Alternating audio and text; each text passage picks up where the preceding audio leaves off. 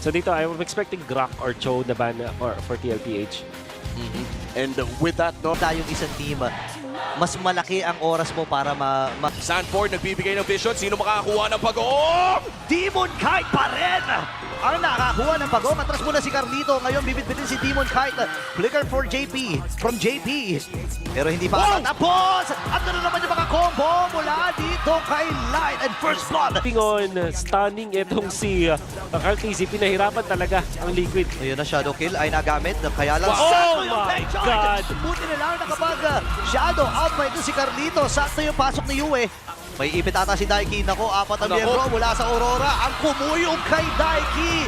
Welcome to the MPL. Di lamang ng tapak at mukhang nagkamali din ng tapak dito si JP. Pero nice Walang kiting mula kay Doming Kite. Walang shadow dito si Carlito. Pwede nilang sa matalim na pagkakataon. Nagamit na rin yung shadow kill. Pero makaka-shadow out. Mapapatay din siya dito ni Doming. Hindi pa tapos ang pananalasan ng Aurora. Pero dadating na rin itong si Demon kahit pagtutulong-tulungan si Danny JP. Flicker in a force na rin. Natin no, si Doming naman ay currently 3-0. Wow! Direct short sa likod. Talaga. Patay si Carlito. Si Carlito, men. Gutom na si Carl at lumalaki pa nga ang gold lead ng side ng Aurora Gaming. Almost 6,000 at Wow. makakuha pa. Ayun yung take shot. Sakto tinamaan. Patay na naman ang batang kamping.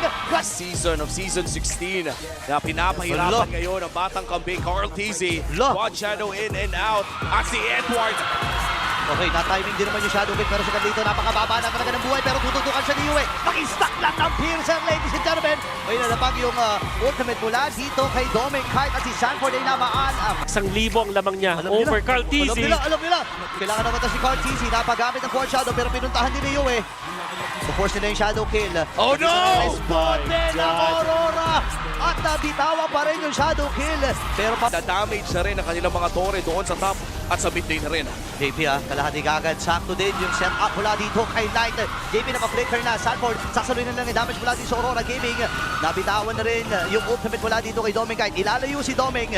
Kaya lang this time, nakaiwas si Sanji doon sa take charge! At si Carlito ay namatay muli. Blaze doon mula kay Dagi pero hindi sapat ng damage. Tumpakakan ng dalawa. Ready na tapusin to ng Aurora Gaming. At unti-unti nang nagliliwanag ang dala-dala ng Aurora Gaming. Bitin ba yung damage? Bitin ba yung kanilang mga minions? May wave Pero pa. pang next wave! Kaparating pa yung wave pero mukhang magtitip agad sila. Sanford goes down pero si Daiki dumedepensa pa. Doming Kite, mababawasan ang bagya pero mukhang tatapusin na nga ng Aurora. Gugulong-gulong pa si Demon kay dito. May wave pa sila na papunta. Mula sa Team Liquid Philippines, Daiki looking for Edward. Makakabalik pa nga ba? Goal! One hit, ladies and gentlemen! Para dito kay Doming Kite. Siya yung mauuna sa mga teamfights. And then Light and Edward will look for the target. Edward? Okay, gugulong-gulong na dito si Demon Kite. Nabitawan na rin kagad. Hoy, Doming! Phoenix, pero namatay kagad si Doming. Naku po, yung isang main damage sila din. Aurora ay namaalam. Bit-bit na naman mula dito kay Yue. Andun yung Blazy Duet. Hahabol sila Daiki. Doming! Si JP. Edward! As well! And Sanji with the kill. Oo, harado rin si Cartiz. May shadow siya na inaabangan lamang ng Aurora. Pero bumasa si Sanford. Masyado malayo ito. Yun na! Yung Phoenix na gamit. Ipit ata dito ang Aurora Gaming. Pero sapat ata yung kanilang damage. Si Daiki ang pinuntahan. Hindi umabot na si Edward. Kaya lang mabibitin si Sanford. Atras muna siya. At yung shadow kill. Nagamit na rin yung Electric Ground. Daiki ang mamamatay. Delikado ata dito. Team Liquid 4v5. Magiging 3v5. Takbo na si JP. Well, si Sanford ata magigilig sa target nila. Si Doming kahit nakapagwala na naman. Nagamit yung Zaman Force. Maniac! Savage! Para kay Doming. Pwede ba atang habulin yung Savage? May wait sila sa itaas sa bahagi. Si Sanji na naman natitira. Naghahanap na ng paraan si Doming Kite. Unang serye, unang Savage nga ba?